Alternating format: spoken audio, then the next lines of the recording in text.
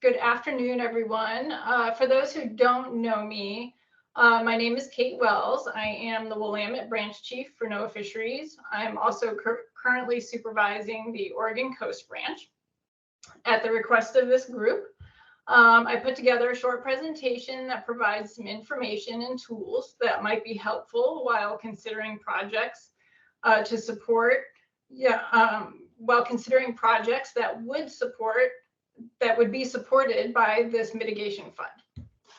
And full disclosure, I'm still learning the HCP process. I've been involved as the kind of temporary Oregon Coast Branch Chief for a while in the Western Oregon HCP and the Elliott, things like that. But I am by no means an expert on HCPs or HCP implementation. So I did get some help from my colleagues in putting this presentation together. And it's also one of the reasons why this is a very high level presentation. But I'll do what I can to answer any questions you might have at the end. Thanks. So here are the highlights of what I'll be covering today. First, I'll review the list of covered species for which the applicant is requesting an incidental take permit. And then I'll outline some resources that will be useful when reviewing projects being considered for funding. And then I'll go over ESA coverage for the early mitigation projects, and then I'll go through some ITP issuance criteria. And lastly, I'll mention a few things that NMFS is mulling over as we go through this process and as things start to congeal for the mitigation fund. So here you can see the proposed list of covered species for which ODF is applying for HCP coverage from NMFS. As a reminder, ESU stands for Evolutionarily Significant Unit, which is the classification given to unique species of salmon. And DPS stands for Distinct Population Segment, which is the classification given to unique steelhead species. All covered species are treated as if they are federally listed for the purposes of this HCP. And this ensures that the services will provide regulatory assurances for the non-listed covered species consistent with the requirements of the ESA in the event of their future listing. But the majority of these are either threatened or endangered. I just did not have time to go back and assign them each of their categories. It is in the HCP though. I've seen draft or chapter 1, and they do designate them as which ones are threatened and endangered. So I thought it might be worth running through some basic information as a reminder of how independent populations are the building blocks of ESUs and DPSs and how they contribute to the overall viability of the species. This illustration shows the 3 levels of biological hierarchy. The ESU or DPS is essentially a metapopulation defined by the common characteristics of populations within a geographic range. 2 criteria define a salmon ESU or a steelhead DPS under the ESA. It must be substantially reproductively isolated from other non-specific units. And 2, it must represent an important component of the evolutionary legacy of the species. Then we move down to strata, which are groups of populations that have been isolated from one another or over a longer time scale than the individual populations, but which retain some degree of connectivity. And then there are the independent populations, which is a group of fish of the same species that spawn in a particular lake or stream or portions thereof at a particular season, and do not interbreed with fish from any other group spawning in a different place or in the same place at a different season. So I thought it was important to review this information so everyone is aware of the level to which we analyze effects of proposed actions, which is down to the population level. So in other words, NMFS will examine the effects of the covered activities on independent populations to determine how they impact the viability of the ESU or DPS. This also means we'll look at how proposed conservation strategies are able to offset the impacts of covered activities at the population level. And thus we tend to emphasize the importance of restoration projects that are able to address limiting factors for recovery at the population level. So we can go to the next slide.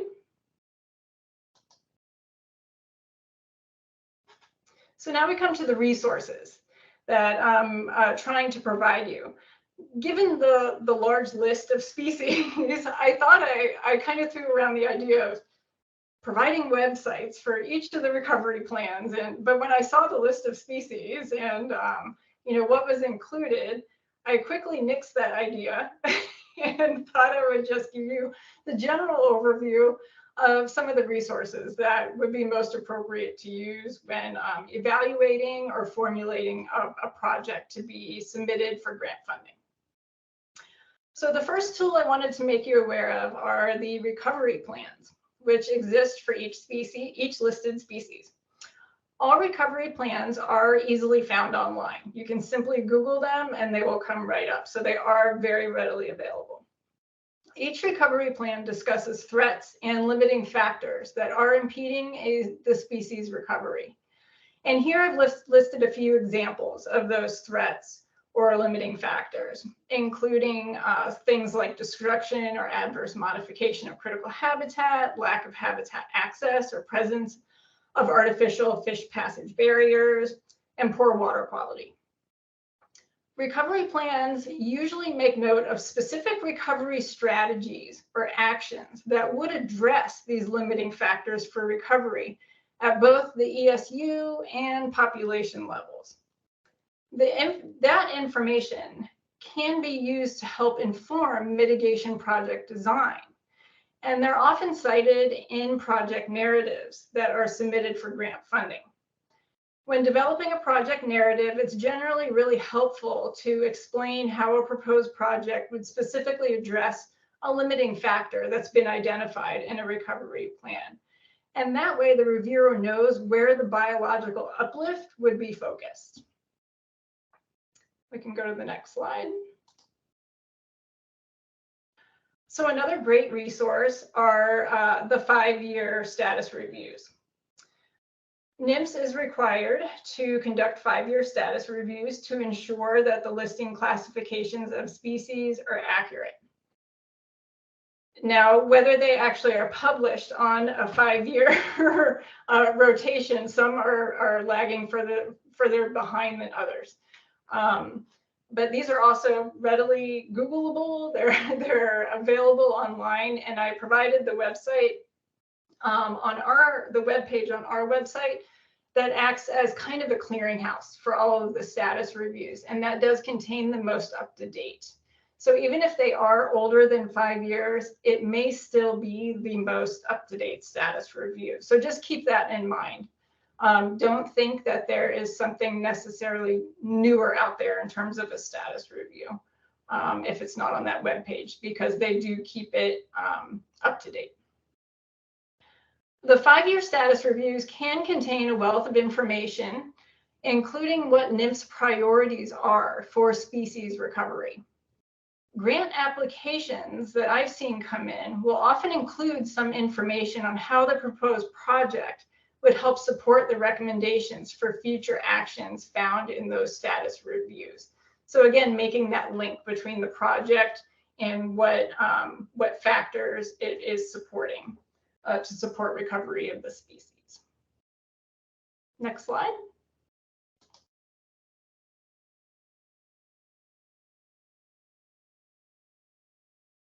So mitigation projects that are going to be implemented or funded for implementation prior to the HCP could likely use our SLOPES programmatic consultation instrument that we have with the Corps in order to get Section 7 coverage.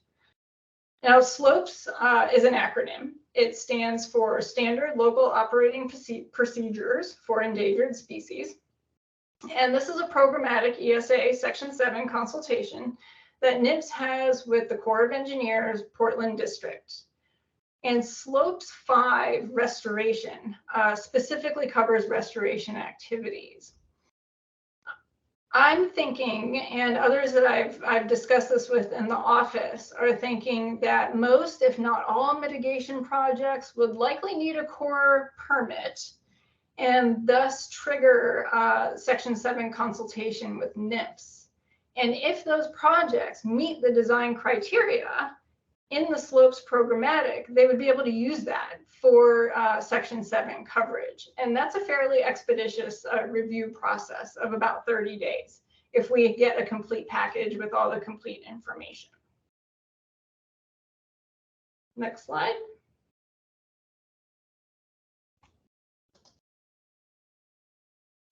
And here are a few typical examples of restoration or mitigation projects that we often see and review. Process-based restoration, meaning stage 0, stage 8, stage 3 type restoration is very important because these help to build resiliency through climate change and fires. NMFS also has new fish passage criteria, and there are many culverts that need to be replaced in order to meet those standards. So I included that as a good example as well. And that's another thing that's also available online is NMFS updated fish passage guidance. And you can find that. It was just released over 2022, 2023. There's 3 documents, I think, in total that were recently released to help support improve fish passage. And as I said, when discussing the previous slide, most of these projects fall within the scopes of slopes programmatic coverage. These are very typical things that we see come through our office. Next slide. And then I just wanted to briefly touch on some ITP issuance criteria information. And you can see on this slide, I pulled some up on the screen there. And this is from the ESA regs and the HCP handbook. And note that part of the ITP issuance criteria, as you see here, includes the need to demonstrate that take is being minimized and mitigated to the maximum extent practicable. The HCP handbook goes on to clarify that this ESA regulation means to fully offset any impacts expected to remain after avoidance and minimization measures are implemented. So to NMFS, that means the mitigation projects funded through the mitigation fund will need to be described in terms of what suites of covered activities they are intended to offset the effects of and what fish populations would benefit. Linking these two is part of what we would need to ensure that the conservation strategy will fully offset the adverse effects of the covered activities. Next slide.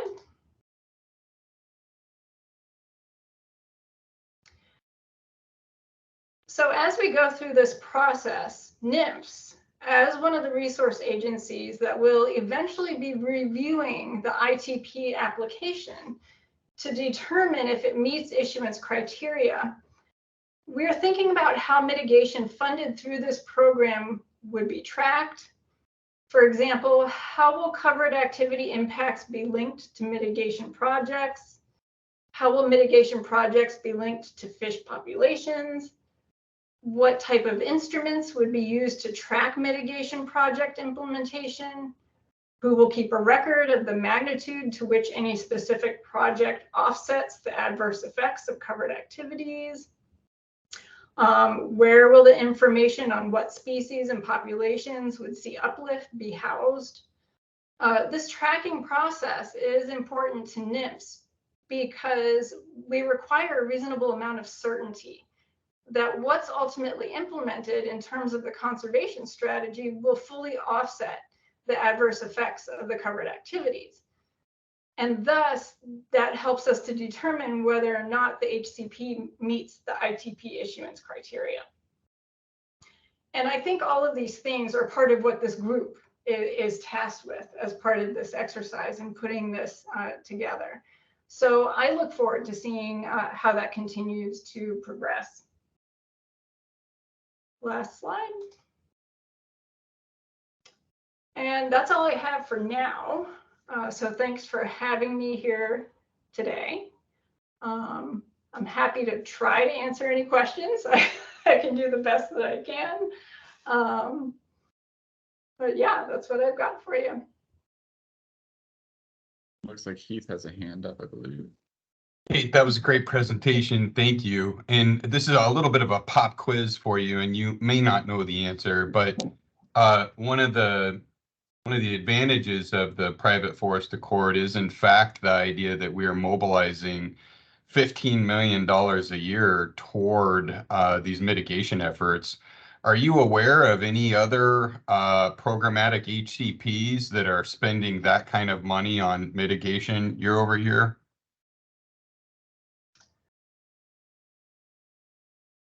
I don't really know how to answer that because I don't know. I mean, the other HCPs have conservation strategies, of course. I don't know what the financials are that go into making those happen. Well, the conservation measures are one thing. I just Mhm. mean in terms of cash funded mitigation measures, you know, to cover the remaining impacts of incidental take. That strikes me as a very aggressive investment and one, you know, we can be proud of. And I just wondered if you had any relativity there. Yeah, I'm not aware, but like I said, my scope of understanding and experience with HCPs is pretty limited. I think Fish and Wildlife Service does a lot more than NMFS does, so maybe Chris might have a better gauge on that. I'm probably just not the best person to answer. Sorry. No worries, my fault.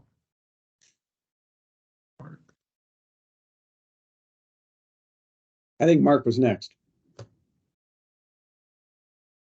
Yeah, I guess sort of Heath, thinking about your question, and Kate or Chris, I don't know if you chime in, but I'm thinking about BPA. They have a pretty big funding. I'm not sure if it's tied to an HCP, but clearly, yeah, okay. My question was a little bit different, just, you know, in all the documents we've been reading, we've been talking about 10 covered species, and I think in the beginning, Kate, you showed, you know, quite a few. So I wasn't sure if all the ones that you showed were sort of the target species, if you will, for the private forest accord. Maybe Jennifer can answer that too, along with you.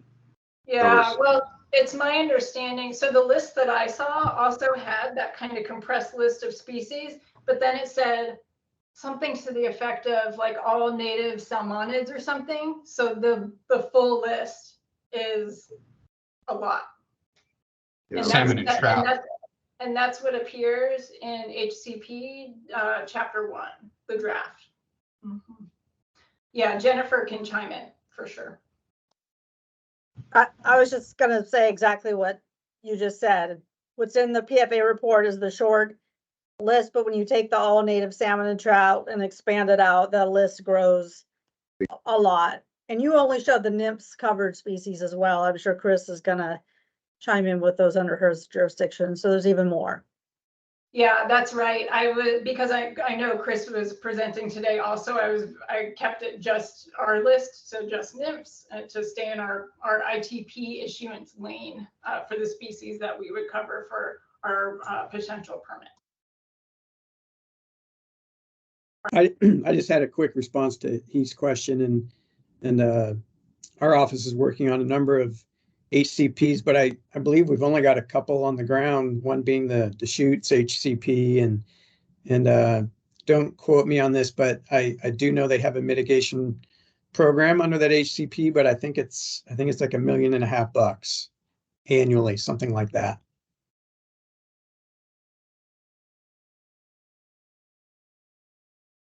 All right. Any other? Oh, sorry. Yeah, I just want to go back to those thoughtful and provocative questions that Kate was posing for us all to be thinking about. Andy,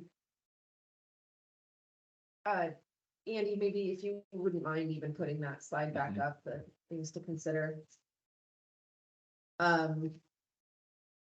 I think this is probably, so she really kind of articulated the biggest question mark that I'm holding at the moment. Which is, what are the expectations coming out of the HCP for tracking or ledgering, if you will, mitigation actions, and who does that? Is that this grant program, or is that ODF as part of their being the holder of the HCP? And so I don't know that any of us have the answers to that quite yet. I know that we will be meeting with ODF very soon. We're also, Andy and I are going to start listening into the HCP steering committee meetings. And so while I feel like these are questions that we need to grapple with, I think these are also questions that the HCP steering committee and others need to grapple with as well. So I guess we'll just just ask you all to hold that question mark with me. Yeah. I just have a clarifying question for Kate on this slide right here.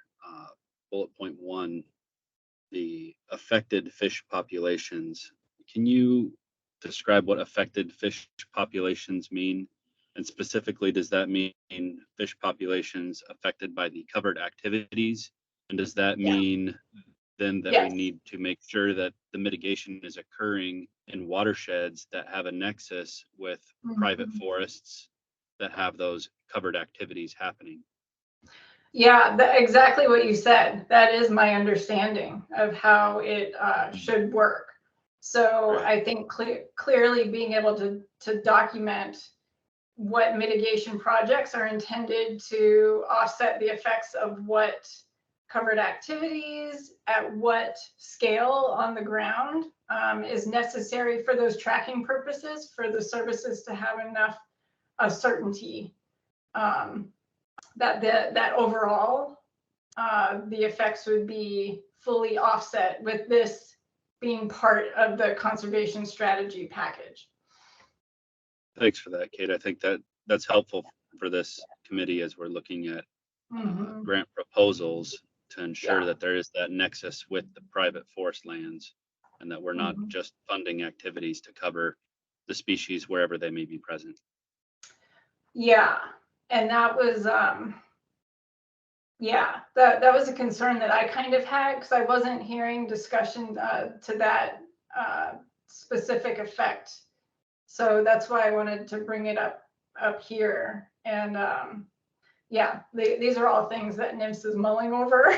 And we know that there are not answers to all of these right now, but these are things that as we draft our BIOP and we look at the section 10 findings where we have to document specifically how the HCP will comply with each of the ITP issuance criteria. It's pretty specific.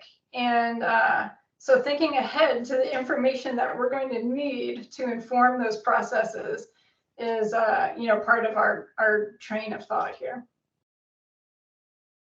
Thank you, Kate. That's very helpful.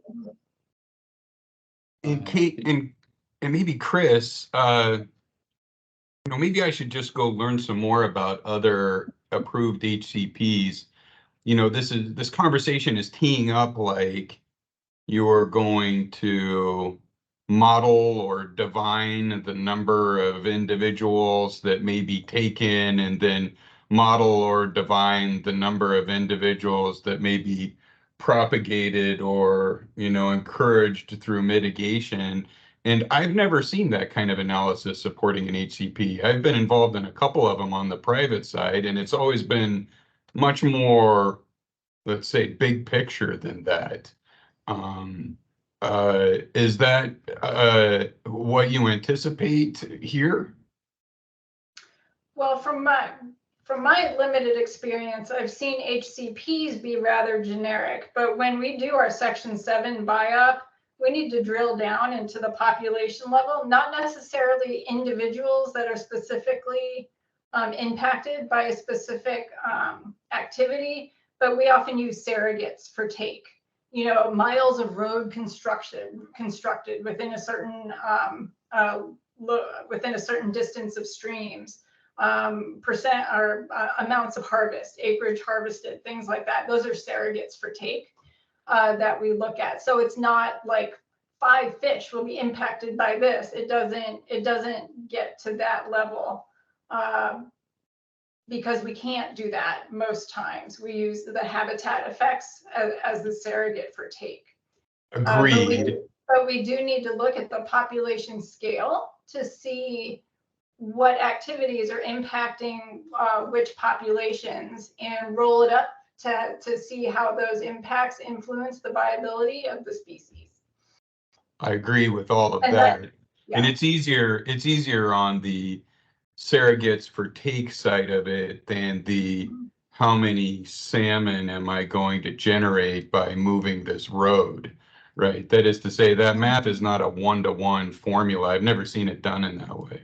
Yeah, exactly. And we have to, that's one of the things that we have to look at there, you know, what would be appropriate to offset what effect and at what scale. Those are all questions that we look at. Chad? Yeah, Kate, would it be reasonable to consider a surrogate that Heath is talking about as like miles of stream opened or habitat open due to removal of fish passage barriers? You know, is that something could that be. would be considered? It could be. Mhm. Okay, But thank you. it depends on the scenario and Right. yeah. Mhm. But if you start like, if Mhm. you start saying that's going to produce so many fish, that science starts getting pretty weak. Shaky, You know, right. that's pretty shaky. Yeah. Mhm. Understood. Thank you. All right, guys, I think we're wrapping up on the time here, a little bit over. Thanks, Kate, for that presentation. That was very helpful and very Sure. informative. Thank you so No much. problem. And for everyone on the call, just like every other meeting, we'll be uploading these presentations afterwards and whatnot.